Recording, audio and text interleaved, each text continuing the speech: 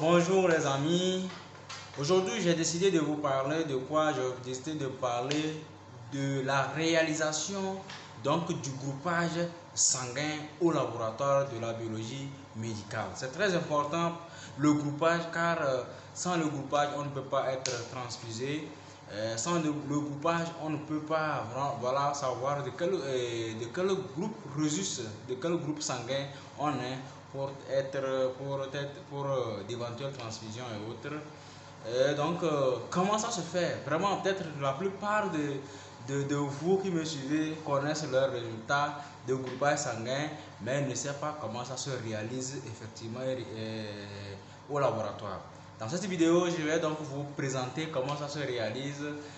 Mais il faut savoir que le groupage sanguin se réalise en deux méthodes. Donc, il y a la méthode de Bette-Vincent ou ça appelée méthode globulaire, et la méthode Simonet ou la méthode sérique.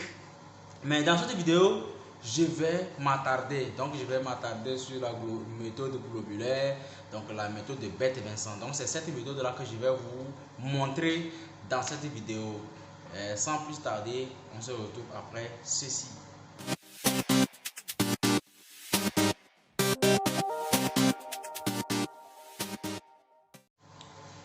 Le groupage, le groupage sanguin en fait définit une catégorie de personnes, et une catégorie d'individus suivant la variété d'antigènes et d'anticorps présents à la surface de leur globule rouge.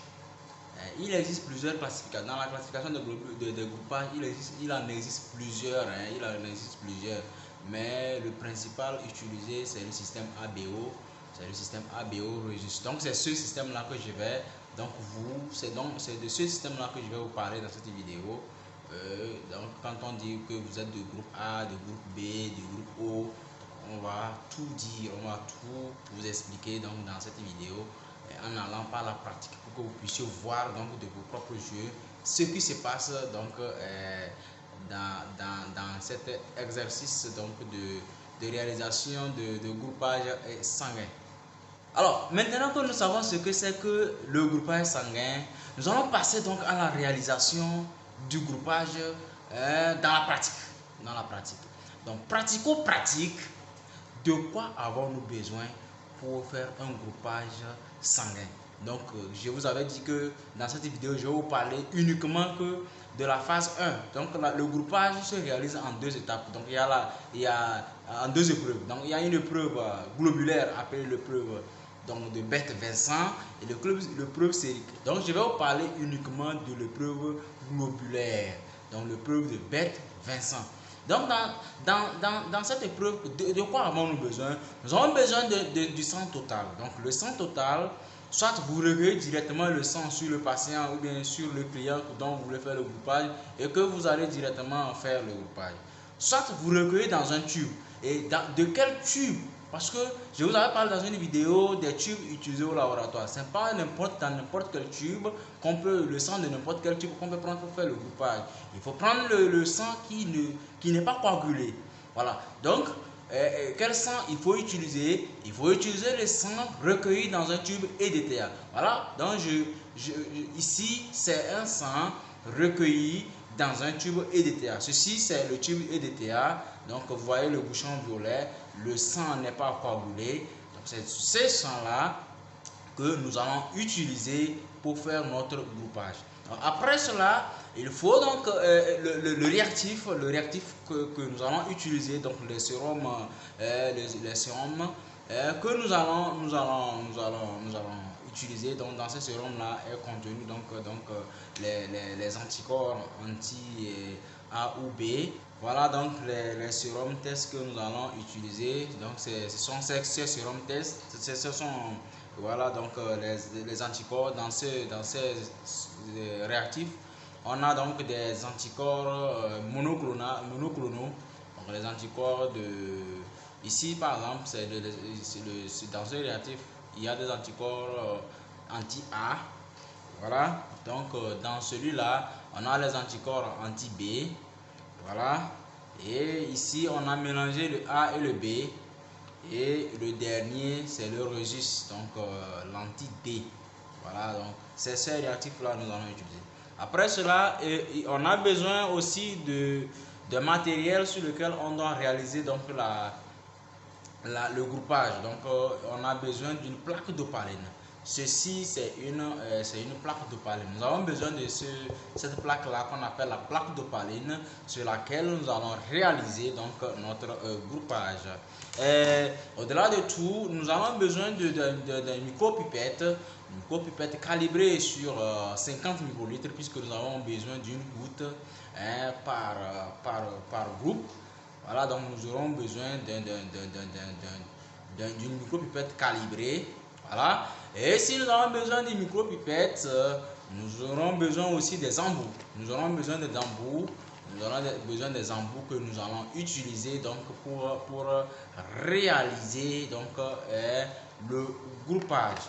Ainsi résumé, les principaux matériels donc qu'on aura à utiliser. Outre cela, nous aurons du coton, nous aurons du coton sec, hein, donc, et le coton, donc un tampon alcoolisé.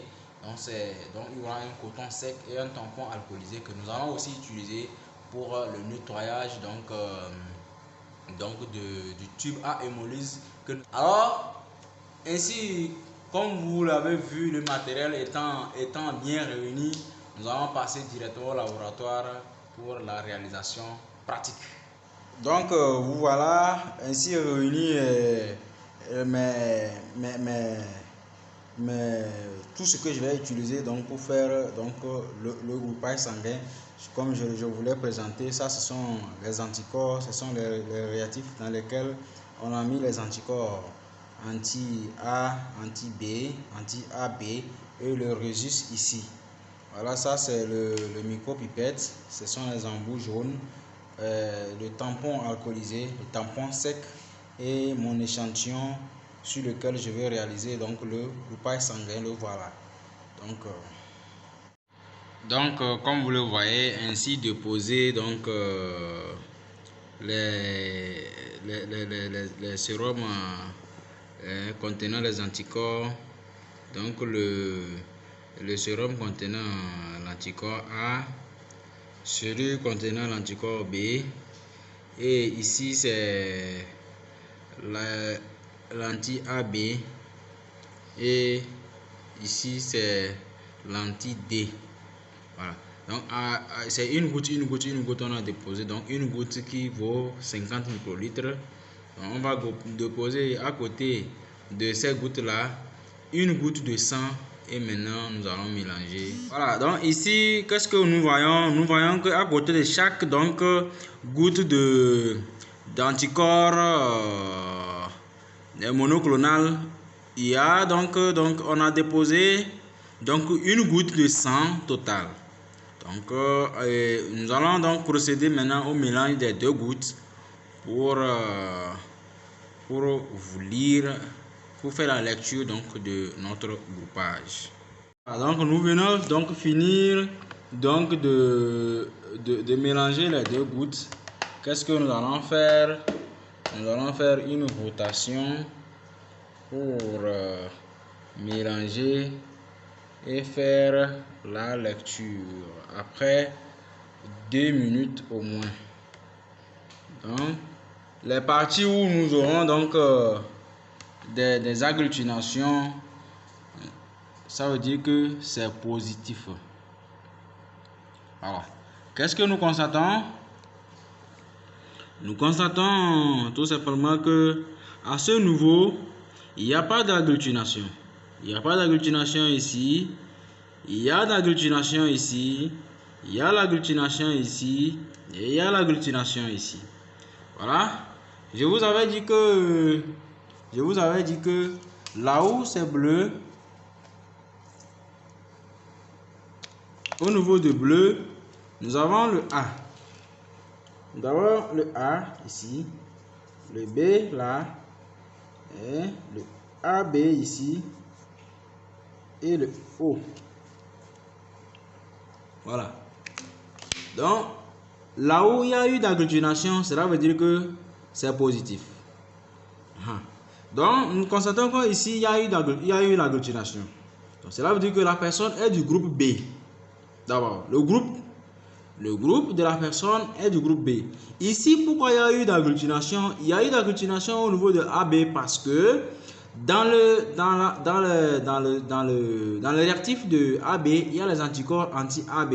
Et donc, dans les anticorps anti-AB, comme dans le sang du patient, il y a l'antigène A, il y a l'antigène B. Donc, ici, il y aura d'agglutination forcément. Donc, une fois que ici ou ici, il y a d'agglutination, ici, forcément, il y aura d'agglutination. Et maintenant, ici, au niveau de O, c'est donc le rhésus. Au niveau donc de O, c'est le rhésus. Et comme on voit donc l'agglutination au niveau de O, cela veut dire que la personne est de rhésus positif. Une fois que ici est positif, ça veut dire que la personne est de rhésus positif. Maintenant, nous allons lire le résultat final. Donc la personne donc est quoi? Est donc du groupe B, rhésus positif. Donc la personne est du groupe B, donc le groupe B, rhésus plus positif. Donc la personne est du groupe B positif. Voilà, donc c'est le résultat donc de ce patient là, le résultat final de ce patient. Donc, ainsi résumé, comment se réalise donc le groupage au laboratoire sur l'épreuve globulaire en utilisant le son total. Si ici il y avait d'agglutination au niveau de A et il n'y a pas d'agglutination au niveau de B, on allait dire la personne est du groupe A positif. Donc maintenant, c'est ici qu'il y a eu d'agglutination. Cela veut dire que la personne est du groupe B positif. Il peut y arriver qu'au niveau de O, au niveau d'ici, il n'y a pas d'agglutination. Il n'y a pas d'agglutination ici. Donc ça veut dire que la personne sera du groupe, si c'était ici qu'il y a agglutination, alors qu'ici il n'y a pas d'agglutination, on allait dire que la personne est du groupe B moins, B négatif. Donc, cela veut dire que au niveau de O, le O, lui, il donne et le groupe et le rhésus. Donc, s'il y a agglutination, si dans les quatre, il n'y a pas d'agglutination, cela veut dire que la personne est du groupe O-. Je résume. Ici, il y a agglutination, il n'y a pas d'agglutination ici, il y a agglutination ici, il y a agglutination ici. La personne est du groupe A+, A positif. Ici, il n'y a pas agglutination. Ici, il y a agglutination. Ici, il y a agglutination. Ici, il y a agglutination. La personne est du groupe B+.